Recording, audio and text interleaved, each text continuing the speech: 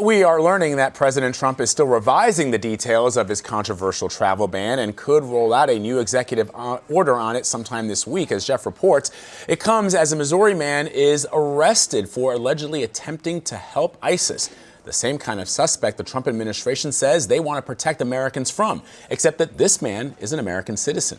CBS News Justice reporter Paula Reid is in Washington. So, Paula, what are the details of this Missouri case?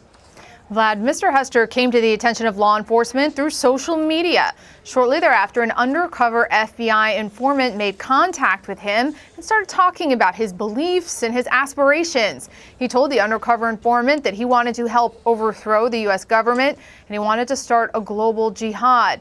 Throughout this investigation, Mr. Hester allegedly believed that he was planning an attack, an ISIS-inspired attack here in the United States. He was arrested on February 17th after he purchased a significant amount of supplies to carry out that attack from an undercover informant. So, Paula, does a case like this, which highlights the concerns of possible homegrown terror in the U.S., hurt the president's arguments about Muslim immigration from those 7 nations? It doesn't help, and this point has, of course, been made many times, that all of the attacks since 9/11, the deadly attacks here in the United States, have been conducted by people who did not come from any of those 7 countries spelled out in the executive order. Now, it's important to note that there have been at least 3 non-deadly attacks, 2 of which were carried out by men from Somalia, stabbings in Minnesota and the state of Ohio. But overall, a lot of people, one of the primary criticisms they had of this executive order is that it wasn't going after the right group of people. So, Paula, when the president issues this new travel ban, what are you hearing or expecting could be different from the last one? Well, as you noted, we now expect it to be probably at the end of the week. It's still being written, and that timeline keeps sliding. First we were told Tuesday, Wednesday, now it's Friday. But what we know is that they do have to change this. Otherwise, it's going to wind up stuck in the courts just like it was last time.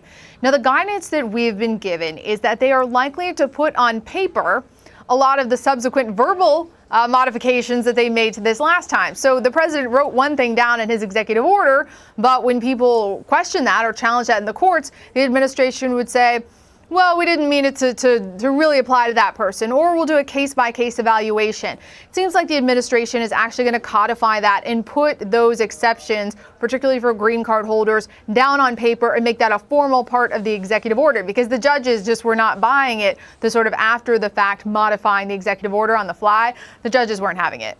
Yeah, so, Paula, given that during the campaign and subsequent to the inauguration, the president has talked about Muslim terrorism, essentially, radical Islamic terrorism is what he likes to call it.